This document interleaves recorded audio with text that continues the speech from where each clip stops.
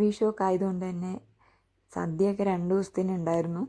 അപ്പോൾ ഇന്ന് എല്ലാവരും കൂടെ വിചാരിച്ചു ബിരിയാണി വെക്കാമെന്ന്. അപ്പോൾ എല്ലാവരും ഉണ്ടല്ലോ. അപ്പോൾ ഇഞ്ചിയും വെളുത്തുള്ളിയും സവോളയൊക്കെ നമുക്ക് വൃത്തിയാക്കിയെടുക്കാം ആവശ്യത്തിന്. ഒരു 1.5 കിലോ ചിക്കനാണ്. 1.5 കിലോ അരിക്ക് 1.5 കിലോ ചിക്കൻ ഇട്ടിട്ടാണ് ബിരിയാണി ഉണ്ടാക്കുന്നത്. അപ്പോൾ ആദ്യം നമുക്ക് വിറകടുപ്പിൽ വെക്കാം. അതിനായിട്ട് കുറച്ച് ഓലയൊക്കെ എടുത്തിട്ട് തീയൊക്കെ അങ്ങ് കത്തിക്കാം. 2 ദിവസം നല്ല മഴയായിരുന്നു, അതുകൊണ്ട് തന്നെ തീ കത്താൻ കുറച്ച് ബുദ്ധിമുട്ടി. അപ്പോൾ ഒരു ഉരുളി വെച്ചിട്ട് നമുക്ക് ഉരുളി നന്നായിട്ട് ചൂടായിട്ട് വരട്ടെ. ഇപ്പോൾ ഇത് കണി വെച്ചിട്ടുണ്ടായിരുന്ന തണ്ണിമത്തനാണ്. അതെല്ലാവർക്കും നമുക്ക് മുറിച്ച് കൊടുത്തിട്ടുണ്ട് അമ്മ. അപ്പോൾ ഇനിയിപ്പോൾ ആവശ്യത്തിന് സൺഫ്ലവർ ഓയിൽ ഒഴിച്ചിട്ട്, ഇന്ന് തലേന്ന് ഫ്രിഡ്ജിൽ കയറ്റി വെച്ചതാണ്. ഇഞ്ചിയും ഗാർലിക്കും ഇട്ടില്ലായിരുന്നു. ഇപ്പോൾ അതും കൂടെ ചേർത്ത് ഈ ചൂടായ ചട്ടിയിലേക്കിട്ട് നമുക്ക് നന്നായിട്ട് ഫ്രൈ ചെയ്തെടുക്കാം.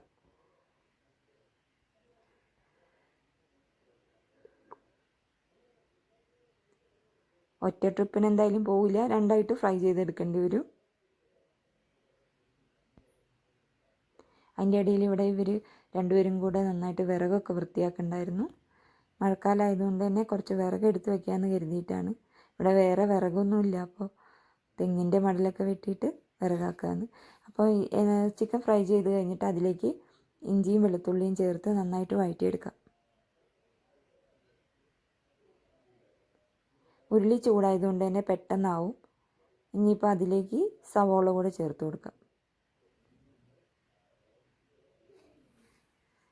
സവോള ഇട്ട് കഴിഞ്ഞ് കുറച്ച് ഇട്ടിട്ടുള്ളൂ. കുറച്ച് ഞാൻ ഫ്രൈ ചെയ്യണം, കുറച്ച് സാലഡിനും എടുക്കാമെന്ന് വിചാരിച്ച് മാറ്റി വെച്ചു.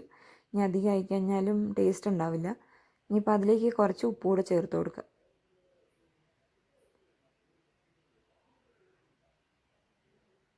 ഇപ്പോൾ ഇവിടെ നല്ല കളിയാണ് എല്ലാവരും കൂടെ. എൻ്റെ ഇടയിൽ വഴക്കൊക്കെ ഉണ്ടാകുന്നുണ്ട്. പരാതി പറയാൻ വേണ്ടി എൻ്റെ അടുത്തേക്ക് വന്നതാണ്.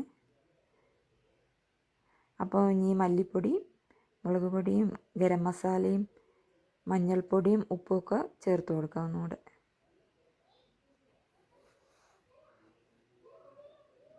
കുറച്ച് ചിക്കൻ മസാലയും ചേർക്കുന്നുണ്ട്.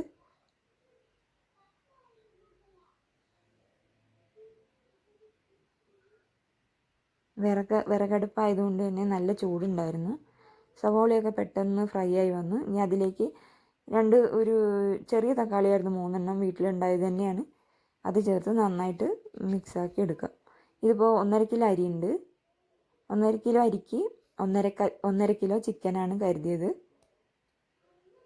അപ്പോൾ ഇനിയിപ്പോൾ എല്ലാം കൂടെ ചിക്കനും ഈ പേസ്റ്റും ഉള്ളി വഴറ്റിയതൊക്കെ കൂടെ നമുക്ക് നന്നായിട്ട് ഒന്നുകൂടെ മിക്സാക്കി എടുക്കുക. ഇത് കുറച്ച് ഡ്രൈ ആയി പോയായിരുന്നു, ഞാൻ കുറച്ച് വെള്ളം കൂടെ ചേർത്തായിരുന്നു. അപ്പോൾ നന്നായിട്ട് മിക്സായി വന്നിട്ടുണ്ട്. ഇനി ചോറ് വയ്ക്കാം. മസാല റെഡി ആയിട്ടുണ്ട് എല്ലാം കൊണ്ട്.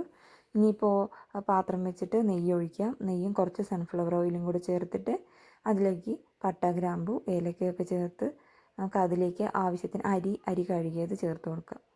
അരി കഴുകിയത് ചേർത്തിട്ട് നന്നായിട്ടൊന്ന് ഫ്രൈ ചെയ്തെടുക്കണം. എന്ന് വെച്ചാൽ വെള്ളം ഒന്ന് വറ്റിയിട്ട് നന്നായിട്ട് ഇളക്കി കൊടുത്താൽ മതി.